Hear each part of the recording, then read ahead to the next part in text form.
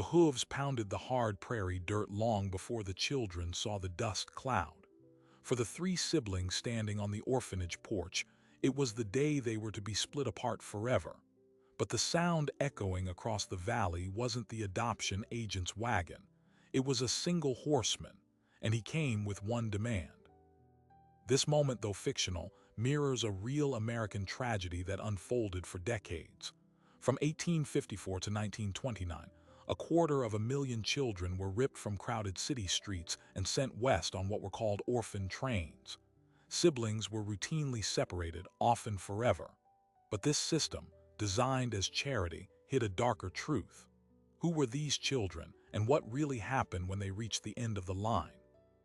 The man behind this massive relocation was a young minister named Charles Loring Brace.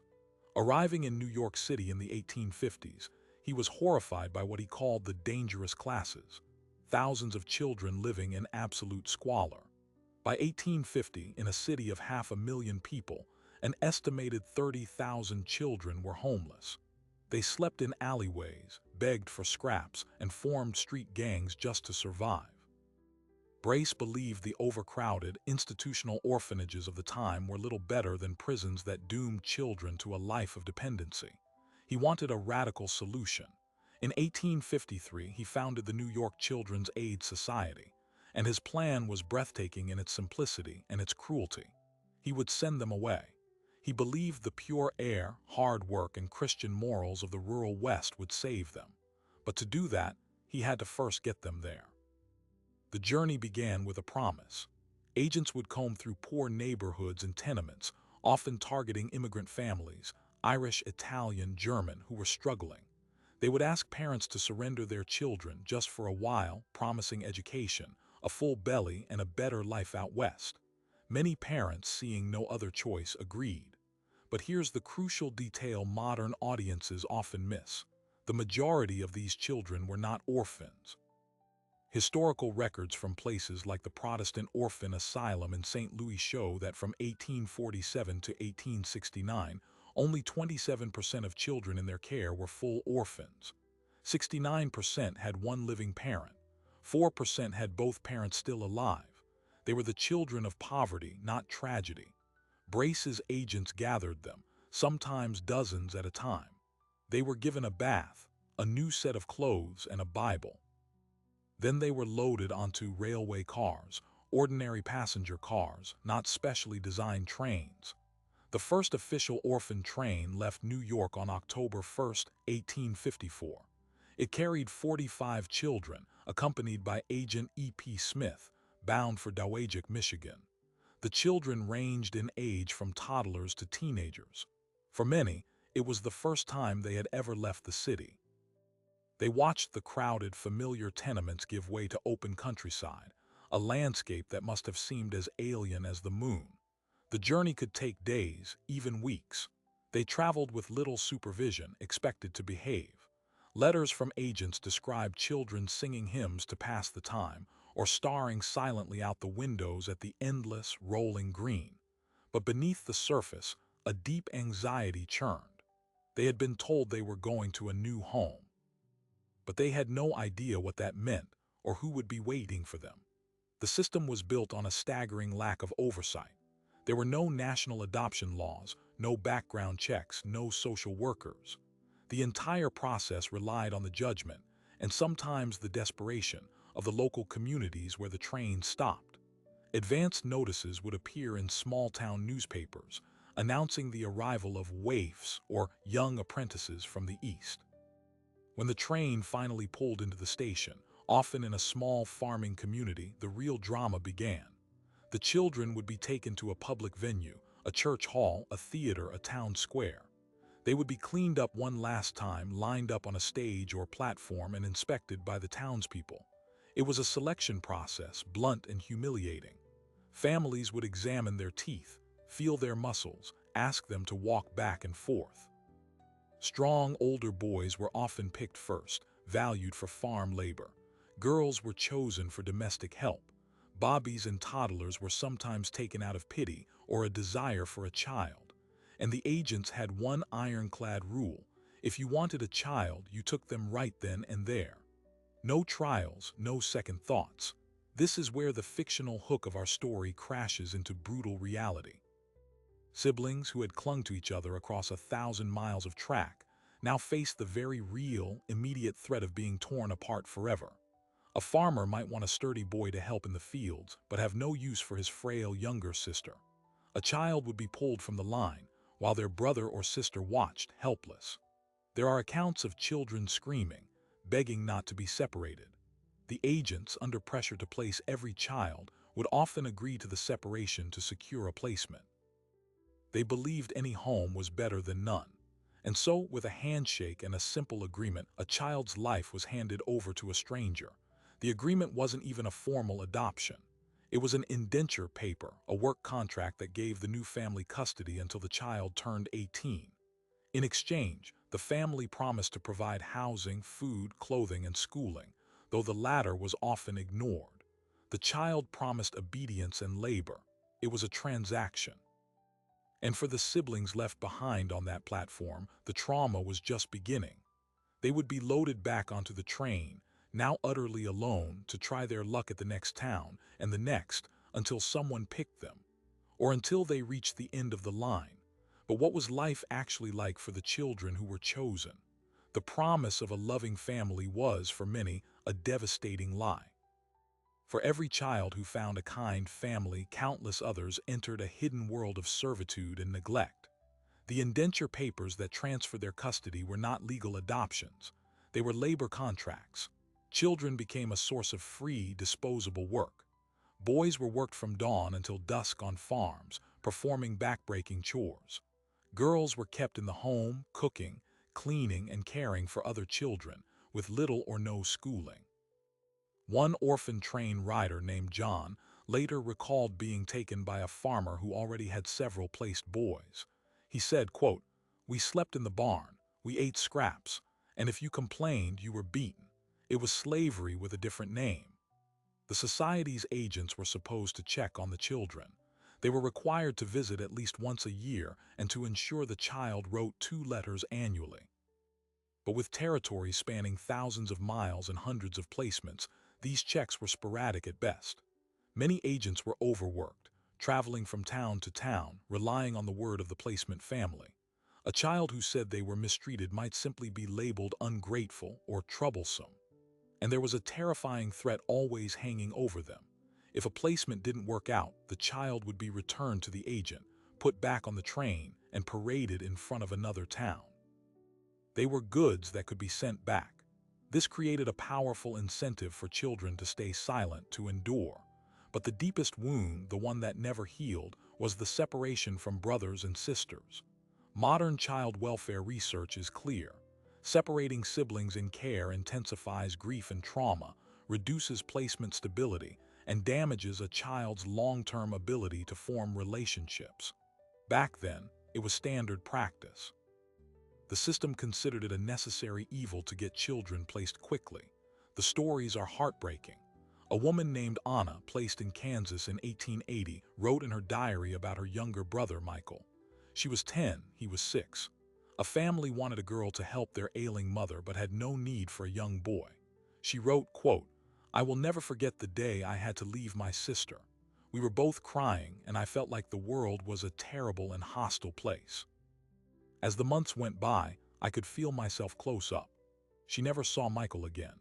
Researchers now estimate that between 65 and 85% of children entering foster care have at least one sibling. Today, about 75% of those sibling groups are still separated, primarily because it's difficult to find families willing to take multiple children. The orphan train simply institutionalized this tragedy on a national scale. But here is where the story twists. For all its horrific flaws, the system did save some children from almost certain death on the streets of New York, and some found genuine love. This is the uncomfortable, complicated truth of the orphan trains. It wasn't universally evil. It was a brutal lottery. A boy named Andrew Burke was placed with a family in Indiana who treated him as their own. He was given an education, encouragement, and later became the governor of North Dakota. Another writer named John Green Brady was placed in Indiana, excelled in school, went to Yale, and eventually became the governor of Alaska. Their stories were held up by the Children's Aid Society as proof the system worked. And for them, it did. But these success stories were the exception, not the rule. They were the shining trophies used to justify a process that, for most, was a traumatic gamble. The psychological impact on the children was profound and lasting. Many spent their lives with what we would now call complex post-traumatic stress. They struggled with identity, belonging, and trust. Who were they? Were they the abandoned child of the city, the unpaid worker of the farm? Were they part of this new family, or just a temporary resident? This identity crisis was compounded by a deliberate severing of their past. Their original names were often changed. Records of their biological families were lost or destroyed. The society believed in a clean break. But a clean break is just another term for erasure. By the 1880s and 90s, the trains were a fixture of American life, and criticism began to grow from two opposing flanks. From the East, some city charities and religious groups started to question the morality of shipping children away like freight. They argued for improving conditions in the cities, for helping families stay together. From the West, a new resentment festered. Some communities began to see the trains not as charity, but as an invasion of paupers, of criminal elements from the slums being dumped on their doorstep. Newspapers ran stories, often exaggerated, about placed children who stole or caused trouble. The very word orphan became a slur in some towns. The system designed to integrate these children was instead marking them as outsiders forever. Then, a series of scandals broke that would begin to crack the foundations of Brace's grand experiment. In 1897, a boy named Charles Miller, who had been on an orphan train, murdered a man in New York. The press descended on his story, digging up his past as a placed child. They portrayed the orphan trains as a pipeline that exported crime from the city to the country. Public opinion soured. More disturbingly, reports began to surface of serious, systematic abuse, children writing to their agents with complaints that were ignored.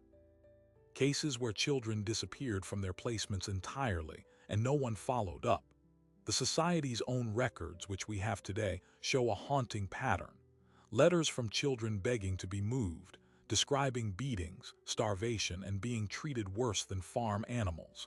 And the Society's response was often bureaucratic, slow, and focused on protecting the program's reputation. The tension was building toward a breaking point. But the true end of the orphan train era wouldn't come from a scandal or a newspaper story. It would come from a fundamental shift in how America thought about childhood, family, and the role of the state. And it would be triggered by one of the most heart-wrenching sibling separation cases in its history.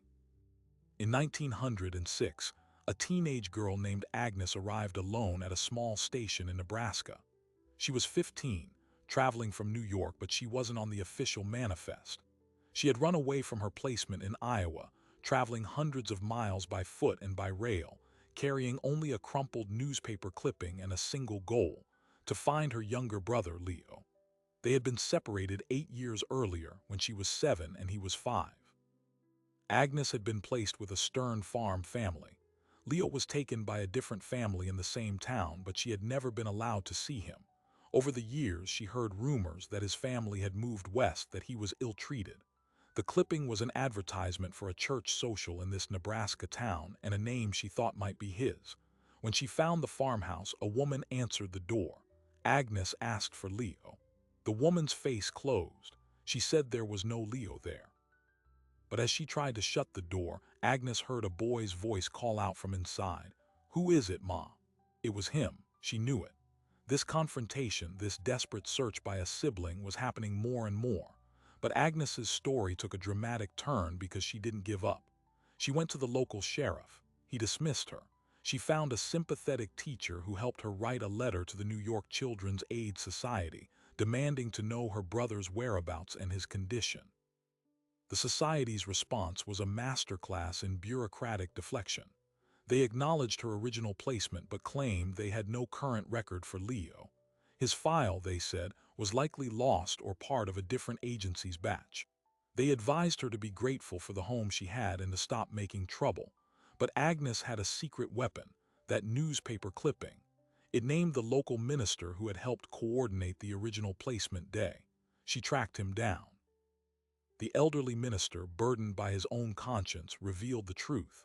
Leo's placement family had, in fact, moved to Nebraska 2 years prior. They had not informed the society, and they had changed Leo's name. He was now called Frank. The minister gave Agnes the address. She returned, this time with the reluctant sheriff in tow. What they found was a revelation that would become a cornerstone of the case against the entire system. Leo, now 13, was visibly undernourished. He had a limp from an untreated broken bone. He was illiterate, having never attended a day of school. He was, for all intents and purposes, an indentured servant. When he saw Agnes, he didn't recognize her at first. Then he did, and he broke down sobbing. The sheriff, facing this undeniable evidence of neglect, was forced to intervene. But here, where the real scandal exploded. When the sheriff contacted the Children's Aid Society to report the situation and determine the legal custody of the child, the society's response was shocking. They argued that because the indenture papers were signed in Iowa and the family had moved to Nebraska, the matter was a jurisdictional nightmare. They suggested the simplest solution was for Agnes to return to her own placement and for Leo to remain where he was, with the sheriff perhaps giving the family a stern warning. They were unwilling to accept responsibility or bear the cost of retrieving the child. This case, Agnes and Leo's case, found its way to a reform-minded newspaper editor in Omaha. He published a series of blistering articles titled "The Lost Children of the Orphan Trains." For the first time, the abstract criticism of the system was given a face, a name, and a paper trail of negligence. The articles asked a damning question. If this could happen to two children who fought to find each other, how many thousands more were completely lost, their faces unknown? Public outrage was immediate and national. Other newspapers picked up the story. Donations to the Children's Aid Society dipped. And then the floodgates opened. Letters began pouring into newspaper offices and state capitals from other orphan train riders, now adults, sharing their own stories of abuse, loss, and silent suffering. A man in Kansas wrote that he and his 3 sisters had been split up across 4 states. He had spent 40 years and his life savings trying to find them, without success. A woman in Ohio described being sexually abused by her placement father, and when she reported it to a visiting agent, she was called a liar and threatened with being sent to an asylum. These weren't just anecdotes anymore. They were a collective testimony against a broken system. The political pressure became too great to ignore. State legislatures in the Midwest, where many children had been placed, began holding hearings. They called agents from the Children's Aid Society to testify under oath. And the testimony revealed an even more disturbing pattern. The society knew. They knew about the weak oversight. They knew families moved without notification. They knew siblings were torn apart. But they believed the alternative, leaving children in the urban slums, was a greater evil. Their philosophy was one of tragic utilitarian calculus, but the world was changing. A new idea was taking root in the early 20th century, the concept of the best interest of the child. Reformers began arguing that preserving families, when possible, was superior to wholesale relocation. They advocated for mothers' pensions, financial aid to allow poor widows to keep their children, and for improved social services in cities. The orphan train model, born in the 1850s, was looking increasingly archaic and cruel in the light of the progressive era. Then came the final, decisive blow from an unexpected direction: the emerging field of child psychology. Pioneering psychologists began to study the effects of institutionalization and separation on children. Their findings were clear. The sudden severing of bonds with parents and siblings caused profound, lasting damage. It created what one doctor called attachment disorders that could last a lifetime. The very foundation of Charles Loring Brace's idea that a clean break was healthy was being dismantled by science. The system was now under attack from all sides, from scandalized public opinion, from reforming politicians, and from empirical science. But the trains didn't stop overnight. Institutions resist change. The last official orphan train run by the New York Children's Aid Society rolled out of the city in 1929. Its end was not marked with fanfare, but with a quiet, bureaucratic acknowledgement of failure. The direct cause was often cited as the Great Depression, which dried up donations and made rural families less willing to take in children. But the truth was, the moral mandate had evaporated years before. The era of the orphan train was over. But its legacy was just beginning to unfold. What happened to the 250,000 children who rode those trains? For decades, they vanished into the fabric of America, many carrying their shame and their secrets silently to the grave. But in the 1970s, something remarkable began to happen. The children of the orphan trains, now elderly, started to seek each other out. They formed organizations. They held reunions. They shared fragments of memory, the smell of the train car, the feel of a new wool suit, the face of a sibling disappearing into a crowd. They weren't just seeking family, they were seeking validation. They wanted the world to know they existed, that their story was real. And in doing so, they forced history to grapple with the full, uncomfortable complexity of Charles Loring Brace's experiment. It was neither pure evil nor pure salvation. It was a colossal, well-intentioned failure that reflected the brutal choices of its time. And it left a permanent scar on the American concept of child welfare, a scar that directly shaped the system we have today. Because the ghost of the orphan train didn't just fade away, it transformed. The collapse of the orphan train system did not end the problem of sibling separation in care. It simply forced the nation to build a new system from its wreckage. The first and most direct legacy was legal. The scandals and hearings of the early 20th century led to the first comprehensive adoption laws in the United States. These laws required home studies, background checks, and court oversight. They shifted the focus from a labor contract to the best interest of the child. The orphan train's indenture papers were finally recognized for what they were, obsolete and dangerous. But the deeper, more philosophical shift was in the goal itself. The new model, evolving into the modern foster care system, aimed for family preservation first. The idea was to support struggling parents so they could keep their children, and if removal was necessary, to work toward reunification. This was a direct rebuke to Charles Loring Brace's core belief that poor city parents were irredeemable and that a clean break was best. Yet for all this progress, one painful pattern persisted: the separation of siblings. The data today is stark. As mentioned, about 75% of sibling groups in foster care are still separated. The reasons are practical. It's harder to find families willing to take multiple children, especially if they are older or have special needs. But the consequences are devastatingly familiar. Modern research confirms what the orphan-trained children knew in their bones.